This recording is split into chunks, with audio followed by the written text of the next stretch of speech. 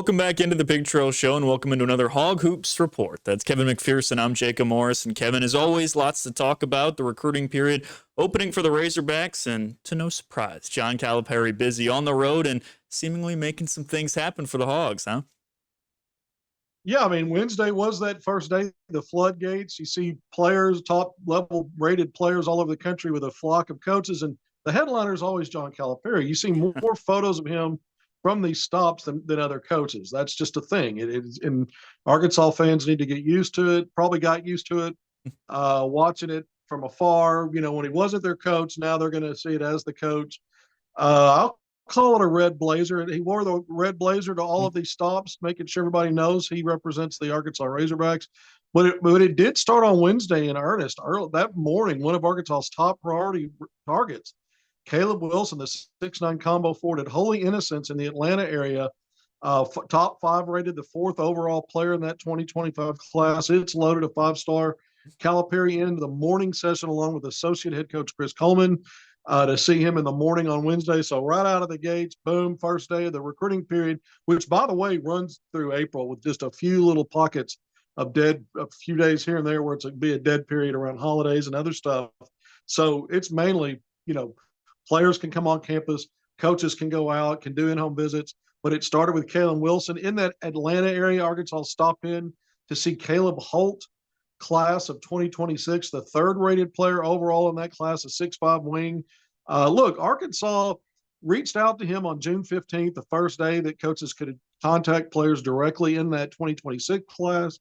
It was Ronnie Brewer Jr., if I recall correctly, and Calipari that reached out to Holt. It's been kind of quiet on that part of his recruiting in Arkansas, but Calipari and Chin Coleman were in to see him in Atlanta as well on Wednesday. And then Overtime Elite, we know that pro slash, it's a pro league that also players can maintain their eligibility for college. Don't get me trying to explain all of that. But Overtime Elite's put out some really good players and some high draft picks. We know Carter Knox, current Hog, from that Overtime Elite program. But so is Malik Thomas, and he's got a visit upcoming scheduled to Arkansas. We're going to talk a little bit about that here in a second. But the 6'4" guard out of Pittsburgh playing his final season in high school at Overtime Elite. Another top, he's sixth overall when you look at that 2025 class according to the composite rankings. Another five-star. It's really interesting as his recruiting kind of heats up. But Arkansas in to see him and another player from class of 2026. This young man is a lead guard out of the state of Kentucky, I believe from Newport, Kentucky. Arkansas coach is already familiar with him. Class of 2026, Tay Kenny, a 6'2" guard, again, a lead guard that's at Overtime Elite. So you have four players, two in that class of 2025 that are priority targets, and Caleb Wilson, Malik Thomas, two in 2026, and Caleb Holt and Tay Kenny,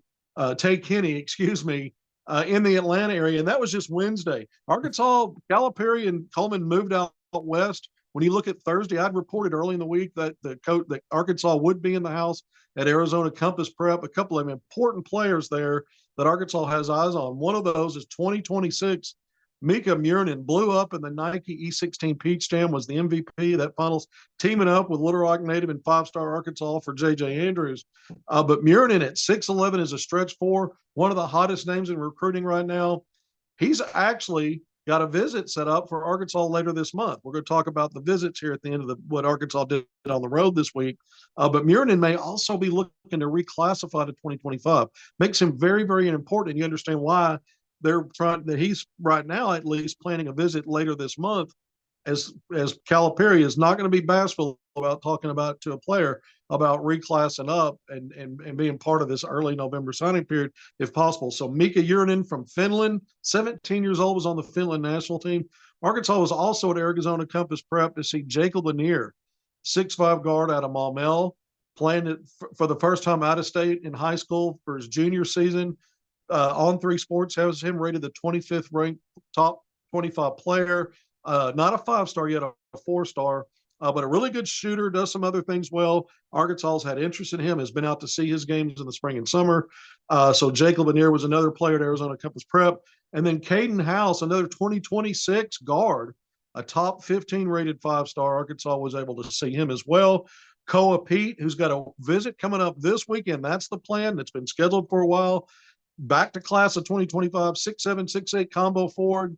Love his game. Who doesn't? Top 5 rated 5-star in that class at Perry High School in Gilbert, Arizona. So it was Calipari and Chin Coleman once again out to see him at Perry. So that all happened late in the week.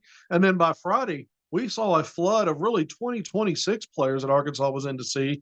When you look at some more of these top-rated guys, Tyron Stokes at Notre Dame, Sherman Oaks, California, a 6'7", I call him a point forward. He's like a bigger version of old school Jason Kidd. You look at the box score, double figure scoring, double figure rebounding, double figure assist, constantly putting up triple doubles or close to it. But the number 1 rated player overall in that 2026 class, again, Calipari and Chin Coleman there. Also in to see Brandon McCoy Jr., the 2nd ranked player in that 2026 class, a 6'4" guard at St. John Bosco High School. Again, that's the number 2 player in the country in that 2026 class, a 5-star, as well as Christian Collins, who's transferred now to St. John Bosco, a 6'8" forward, ranked number 9 in that 2026 class, obviously a 5-star. So you get 2 for 1 on that stop by there for Calipari and Coleman. And I don't want to leave out Taj Ariza, the 6'8" combo forward, also in California, Westchester Senior High School there.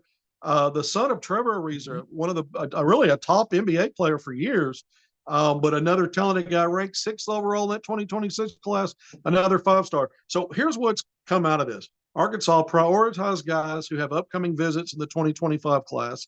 We'll throw Murin in there, even though it's technically 2026, looking at a reclass of 2025.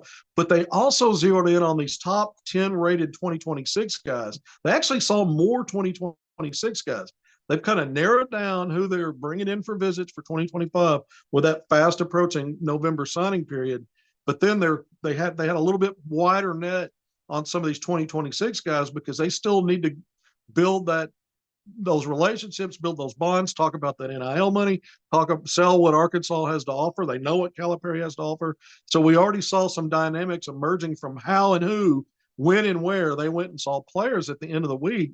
And there'll be more to come. I mean, in-state guys like J.J. Andrews, who I mentioned, 15th ranked 5-star in that 2026 class. Isaiah Seeley up in Springdale at Arkansas has got an offer out to in the 2025 class. There'll be other players. Chris Sinek Jr. at Link Academy. We're going to talk about him today again because we need to talk about some of these upcoming visits, Jacob. Yeah, let's talk about those visits. Obviously, Coach Cal and company active on the road, but Arkansas with an opportunity with UAB coming up this weekend for the football team. A couple names that are going to be on campus. And once again, Coach Cal gets to bring these guys to Arkansas and show them what the campus and what the program has to offer. Yeah, we mentioned Koa Pete. These are 2025 guys. Koa Pete's had that scheduled for at least 3 weeks. Things change. Things get shuffled around. You hear about last-minute cancellations or postponements or reschedules. So right now it's on target. No news to suggest otherwise that Pete's going to keep that visit date this coming weekend, the 13th to the 15th, Alabama, Birmingham, first on-campus game for the football season in week 3, basically. Will be an opportunity to go see the fan atmosphere, be at that game, attend practice.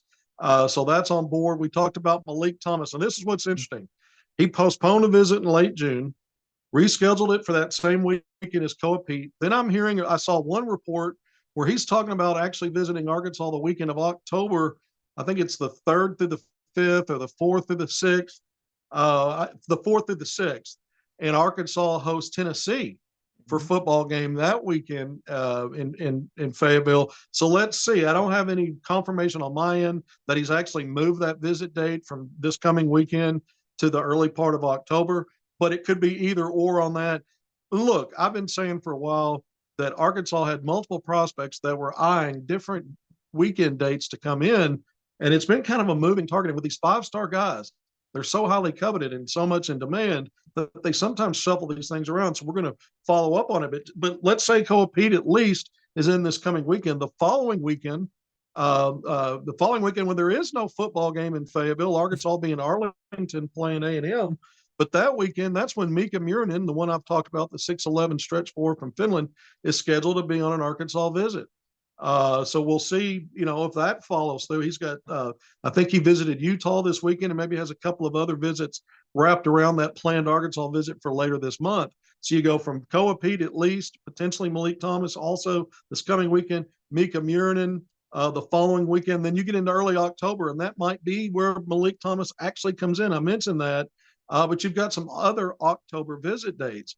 And this is what also is intriguing. We've talked about J.J. Andrews' class of 2026, 6'7" wing at a Little Rock Christian Academy. Again, ESPN top 15, 5-star. He's planning to be at Arkansas the weekend of October 18th to the 20th. And Arkansas is hosting a football game that weekend. It'll be LSU.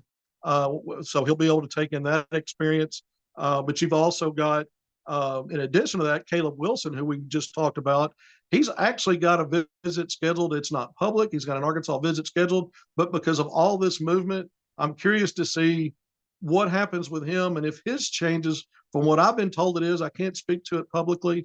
So we'll see what happens there. And then one more surprise in terms of a visit, Chris Sinak Jr., who I reported a week or two ago was going to be in that mid-September visit. Then he didn't go public with any visits. Then he did. And it was 4 visits that came out. Arkansas wasn't among them. I've said the leaders are LSU, then followed by Kentucky. Then he has visits also scheduled to Auburn. He took a visit to Houston and another visit. I think another SEC school thrown in there, Tennessee maybe. But now it's looking like he's actually going to visit Arkansas. Joe Tipton with On3 reported this the weekend of October 18th to the 20th, the same weekend J.J. Andrews. So, I'm told that is where he's kind of been a moving target, and now he's eyeing that. I've known for a while, but source told me he's wanted to visit Arkansas. I still think LSU's the leader, but Chris Sinak Jr., top 10 rated 5-star, a chart climber, stock riser in that 2025 class, versatile 6'10" guy, played on the Next Pro Puma 16 circuit, one of the rising shoe circuits in the spring and summer, and was the MVP of the prestigious NBPA Top 100 camp back in June. But Sinak, again, is one of those guys that when you start talking about frontline guys that are 6'10", they're not around every corner you turn. There's more of a premium there. So we'll see if Calipari, some of these guys that are coming in, Koa Pete, Chris Sinak, Pete, maybe Arizona's the favorite. Maybe it's LSU or Kentucky with Sinak. But you keep an eye on those two guys because it's John Calipari. He gets them on campus and sells and shows them what he's done for players over the years and has a vision for these guys. I don't rule out his chances with any of these guys, regardless of who we think the leaders are now. And I think Arkansas still, I'll throw this out there, right in the mix with Malik Thomas at the top, and the same with Caleb Wilson. I think Arkansas actually leads there. Things change. NIL is going to play a big part in it. We spent a lot of time, but that's multiple visits coming up when you start this next weekend, mid-September, and you move out through really mid to late October. We just went through 5 names of guys planning to come in. Yeah, and that LSU game too will be a night game, which will be a fun environment, atmosphere for those that are visiting mid-October. Man, when you talk about the list of recruits, both that Cal and company are visiting and that are visiting Arkansas eventually, it's pretty prestigious, obviously, and it's pretty long. And hey, did you see earlier this week? I think I saw you retweet it. You need more evidence that he's the best recruiter in the entire country. Did you see he helped net a tennis recruit for the Hogs? I mean, he's just taking side missions. He's having fun now at this point. He's he's a rock star. I mean, he goes out and people are like, I want to, there was another high school player, not a 5-star, but a guy that says his dream was to be recruited by Calipari. He's a good player on the high basketball. And then you had the tennis guy. He apparently recruited PJ Washington to the Performance Center and got him to wear a Razorback t-shirt. I mean, and pose, not just wear it, but pose for pictures that he knew would be splashed on social media. If there's any barbs being traded back and forth from Fayetteville to Lexington, Kentucky, things like that just add fuel to the flames, right? I mean, and you love to see it if you're a Razorback fan. I mean, but PJ Washington was in the house. Let's talk about this a little bit because it wasn't just him who was there. Yeah. Daniel Gafford coming as well, and kind of just a host, right? It's more example of the NBA talent, right? It's just a subtle kind of flex from Cal, right? When you can kind of just pull it, PJ Washington's going to come in for a practice, he's just going to come in for a workout. He's going to wear Arkansas stuff. But yeah, we got to see some of, Cal's NBA product, right? Coming into the Razorback practice, and obviously Daniel Gafford coming in as well. And fun to see that, and fun to see those guys around the Razorback program. Yeah. I mean, you had 3 Dallas Mavericks teammate, big part of that run to the finals, by the way.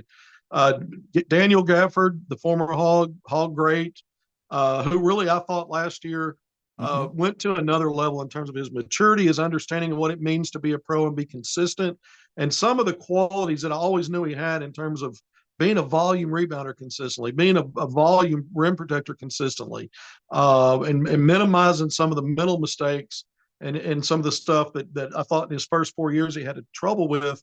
Everyone has a different maturation process, but what a year for him. Great seeing him back. And he brought in, we talked about it, PJ Washington. Those two at that trade deadline being brought Yeah. in was the difference for Luka and that team and Kyrie doing what they did. They had the best record, I believe, after that trade in the NBA. They were still the 5 seed when it all settled, but they ended up winning the Western Conference, losing in that series to Boston in the finals. But you had not only had PJ Washington, you also had Derek Lively, Yeah. the former 5-star, one and done at Duke.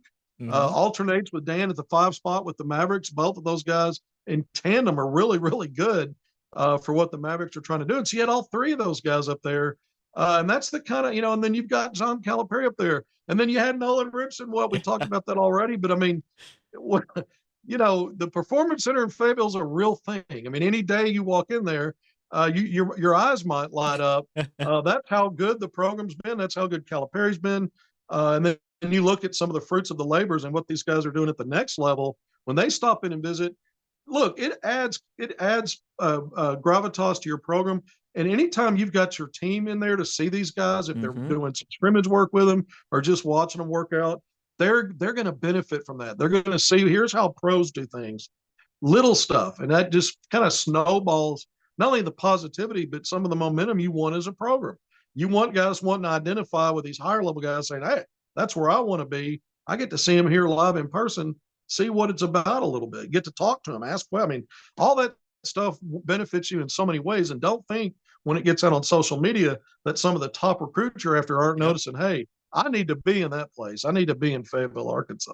Yeah, that was the key for me, right? Obviously, these guys they committed to play for Cal. It's not like they don't trust what he has to offer, but it just adds credibility. Not that he needs to back anything up, right? But when you just have the ability, you're at practice, you're coming in, you say, I'm going to put in some work today. And there's PJ Washington, a guy that played a massive role in getting a team to the NBA Finals, and he played under Cal, right? It just adds credibility. And yeah, that's the thing. When it goes out on social media, too, other people see that. They see PJ and Arkansas stuff.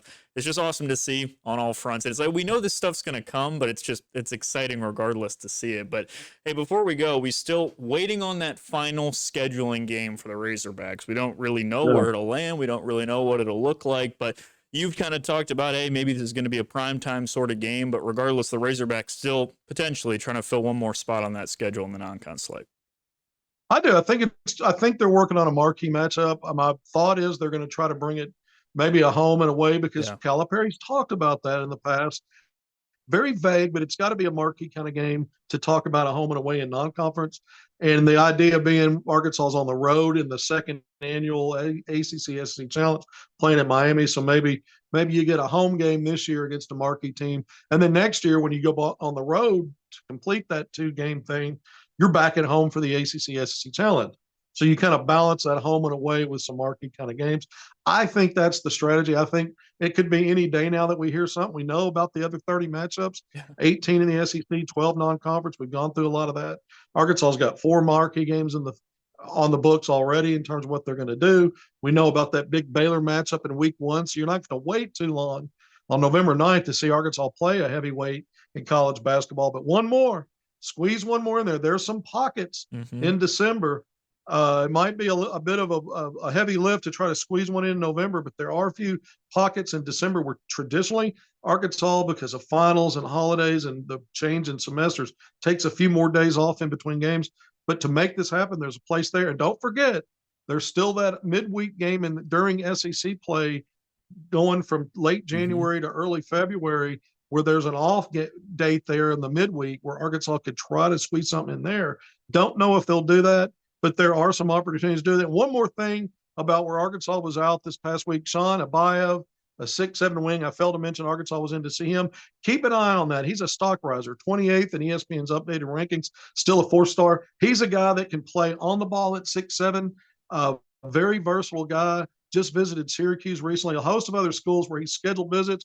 We haven't seen anything public on that, but Arkansas continues pursue him. And we knew that they would, when September came open and the open recruiting came, that Arkansas reported this would be out to see him. Sure enough, they did late in the week. Sean Abayev, again, 6'7" in the Fort Lauderdale, Miami area, a very versatile guy. Back in that Under Armour Next Elite 24 All-Star game a few weeks ago, this guy was the MVP of that game. 22 points, 10 assists, 7 rebounds. Really was playing against other 5-stars. The guy really stood out.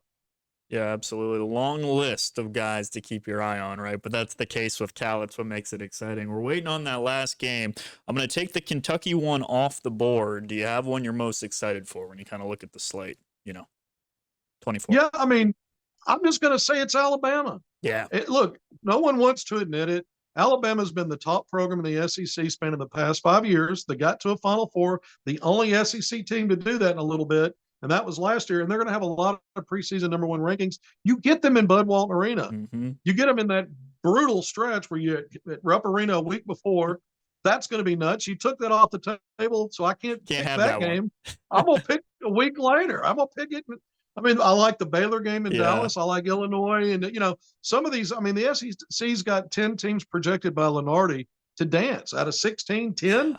I mean, Auburn on the road is going to be tough. Tennessee on the road is going to be. You got other games. You told me to pick one. I'm all over the map again. But I'm going to say Alabama and Bud Walton Arena on February 8th. That is going to be appointment television, appointment, be there, say you were there.